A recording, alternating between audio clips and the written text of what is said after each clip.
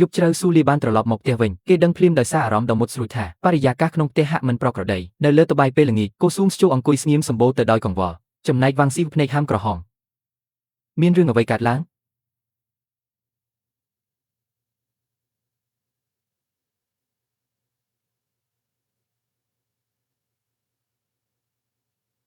ស៊ីវឲ្យចេញទៅសិនបងមានរឿងចង់និយាយជាមួយបងស្រីឯងចាស់បងទី2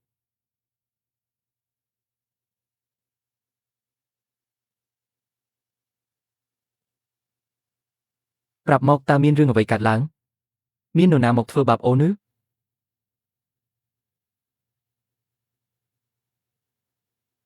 បងទី2វ៉ាងស៊ីវនាងជាក្មេងស្រីល្អម្នាក់នាងឧស្សាហ៍ព្យាយាមហើយក៏ចេះគិតចេះគូរណាស់មើលថែផ្ទះបានយ៉ាងល្អប៉ុន្តែនាងក៏មានវ័យច្រើនហើយមិនអាចរស់នៅផ្ទះយើងដោយគ្មានឋានៈបែបនេះរហូតទេអ្នកភូមិកំពុងនិយាយដើមពីក្រោយខ្នងនិយាយដើមថាម៉េច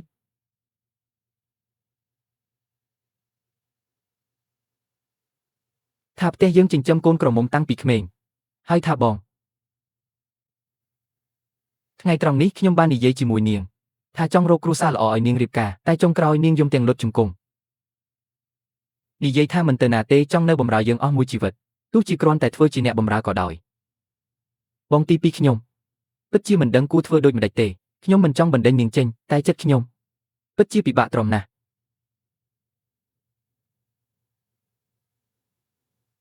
បងដឹងថាបានធ្វើឲ្យអូនទទួលរងការលំបាក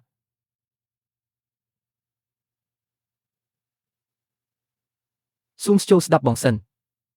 ស្ដាប់បងឲ្យចប់យើងមិនអាចបណ្ដេញវ៉ាងស៊ីវចេញបានទេក៏មិនអាចឲ្យនាងរៀបការចេញដែរហេតុអ្វីព្រោះយើងត្រូវការនាងស៊ូមស្ជូមើលគ្រួសារយើងពេលនេះចុះវាលែងជាគ្រួសារតូចដែលមានតែប្តីប្រពន្ធ2នាក់ទៀតហើយនៅខាងក្រៅបងត្រូវវឹកហាត់បុរសរាប់សិបនាក់ថែមទាំងមានរោងចក្រចម្រាញ់ដែកសម្ងាត់មួយទៀតក្នុងផ្ទះក៏មានសម្ភារៈជាច្រើនត្រូវរៀបចំហើយត្រូវគ្រប់គ្រងស្ត្រីជាច្រើននាក់កិច្ចការទាំងនេះស្មុគស្មាញណាស់អូនម្នាក់ឯងអាចទទួលរ៉ាប់រងទាំងអស់បានឬវ៉ាងស៊ីវជាមនុស្សឆ្លាតហើយក៏មានសមត្ថភាពនាងអាចជួយអូនបានខ្លាចជាជំនួយការដ៏ល្អបំផុតរបស់អូនកិច្ចការទាំងអស់ក្នុងផ្ទះបងនឹងប្រគល់ឲ្យអូនទាំងពីររៀបចំមានតែបែបនេះបងទើបអាចចេញទៅធ្វើកិច្ចការធំដោយស្ងប់ចិត្តបងស៊ូលីកើតមកដើម្បីធ្វើកិច្ចការធំហើយបុរសដែលធ្វើកិច្ចការធំមិនអាចមានស្ត្រីតែម្នាក់នៅក្បែរខ្លួនបានទេ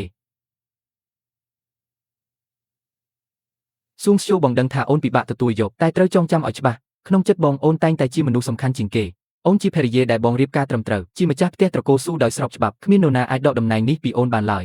ក្នុងនាមជាម្ចាស់ផ្ទះត្រូវមានចិត្តទូលាយចេះអធ្យាស្រ័យហើយក៏ត្រូវចេះប្រើមនុស្សដែលវ៉ាងស៊ីវថ្ងៃក្រោយនឹងក្លាយជាដៃស្ដាំដៃឆ្វេងរបស់អូនបើអូនពិតជាមិនអាចទទួលយកនាងបានស្អែកនេះបងនឹងរកវិធីបញ្ជូននាងចេញតែបើធ្វើបែបនោះបន្ទុកលើស្មាអូននឹងកាន់តែធ្ងន់បងទី2ខ្ញុំស្ដាប់តាមបងទាំងអស់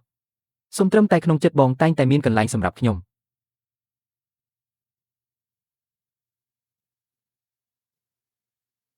មនុស្សល្ងងឲ្យបេះដូងបងបានប្រគល់ឲ្យអូនតាំងពីយូរមកហើយ